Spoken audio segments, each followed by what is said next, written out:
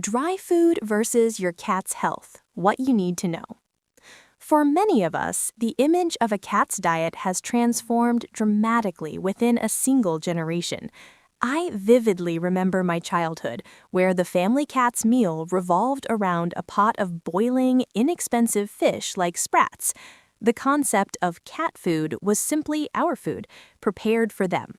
Then, a revolution arrived on pet store shelves. First, the curious dry kibble, then the tantalizing wet food in pouches. Today, the pet food aisle is a sprawling universe of brands, formulas, and promises, mirroring the elevation of our cats from efficient mousers to cherished furry family members. This shift towards commercial pet food, particularly dry kibble, is undeniably convenient. It promises complete and balanced nutrition, fortified with vitamins and minerals, eliminating the guesswork for owners.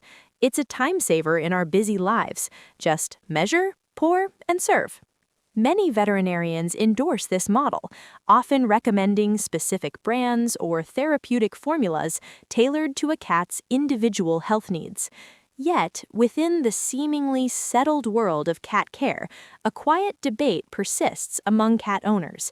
Is dry food the optimal choice? Opinions fracture. Some staunchly oppose it, others accept it but insist on only the highest-tier brands, while many see no issue with any commercially available kibble. This debate isn't mere preference, it's fueled by observable health trends.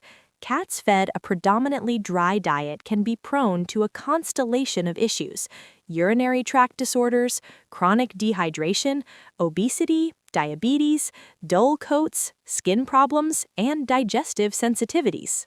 Why would a nutritionally complete food lead to such problems? The answer lies not in the concept of commercial food itself, but in the profound mismatch between the biology of the obligate carnivore, the cat, and the physical and nutritional nature of most dry foods. The potential harm stems from three interconnected pillars: physiology, ingredients, and human error. Part 1. The feline blueprint, a desert carnivore. To understand the problem, we must first appreciate the exquisite design of the cat. They are obligate carnivores, meaning their bodies are evolutionarily wired to thrive on a diet of animal tissue. Their metabolism, digestive enzymes, and nutritional requirements are fundamentally different from dogs or humans. The thirst drive paradox. Cats evolved in arid environments, deriving most of their necessary moisture from their prey. A mouse or bird is approximately 70 to 75% water. Consequently, cats have a low innate thirst drive. They are designed to eat their water. Dry kibble, by definition, contains only 5 to 10% moisture. A cat on a dry diet must consciously drink 8 to 10 times more water than a cat on wet food to achieve similar hydration, which they often fail to do. This chronic, low-grade dehydration is the primary culprit behind feline lower urinary tract disease, FLUTD, and kidney stress. Concentrated urine fosters the formation of crystals and stones, leading to painful, life-threatening blockages, especially in males.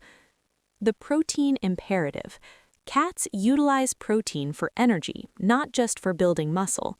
They have a high, specific requirement for animal-based proteins rich in essential amino acids like taurine, crucial for heart and eye health, and arginine.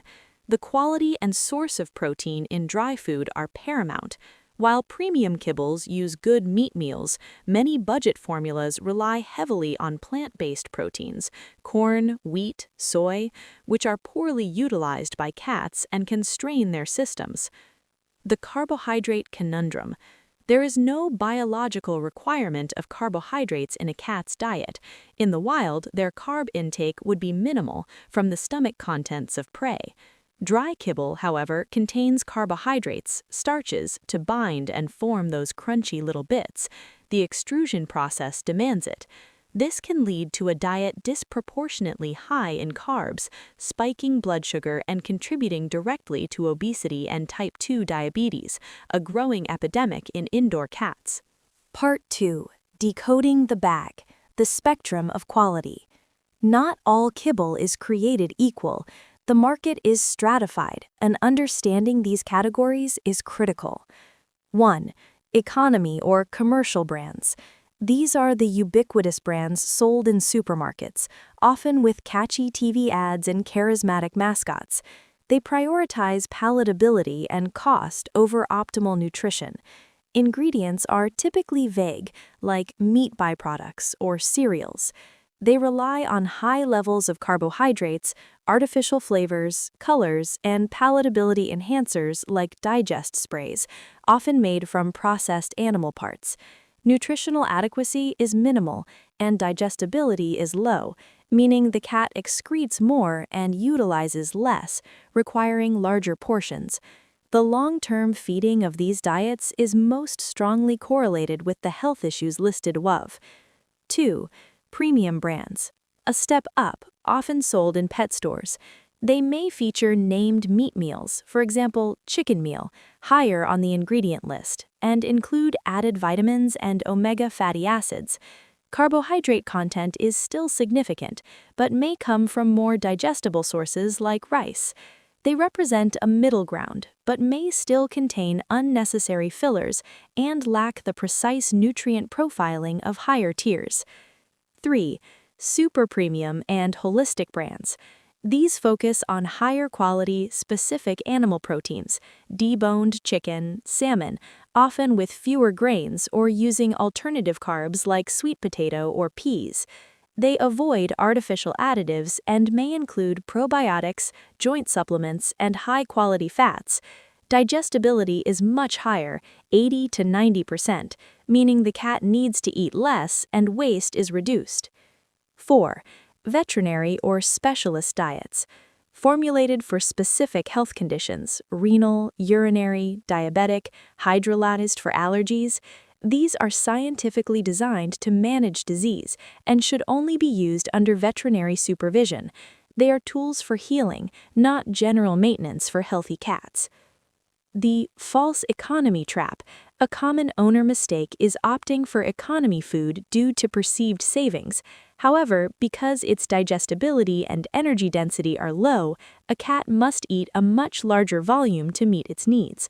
Coupled with potential future vet bills for urinary, kidney, or diabetic issues, the initial savings vanish. A bag of super premium food, while more expensive per kilogram, lasts longer and supports long-term health, proving more economical over a cat's lifetime. Part 3. Common pitfalls, where even good intentions go awry. Even with a quality kibble, mistakes in practice can lead to harm. The abrupt switch. A sudden change from wet to dry or between brands can shock a cat's digestive system, causing vomiting or diarrhea. Always transition gradually over 7 to 10 days, mixing increasing amounts of the new food with the old. The free choice buffet. Leaving a bowl of kibble out all day, free feeding, is a major contributor to obesity. Cats are natural grazers, but the high calorie density of dry food makes portion control essential. Measured meals are crucial. Ignoring the individual. Not all cats are the same. Brachycephalic breeds, Persians, Himalayans, may struggle to pick up kibble.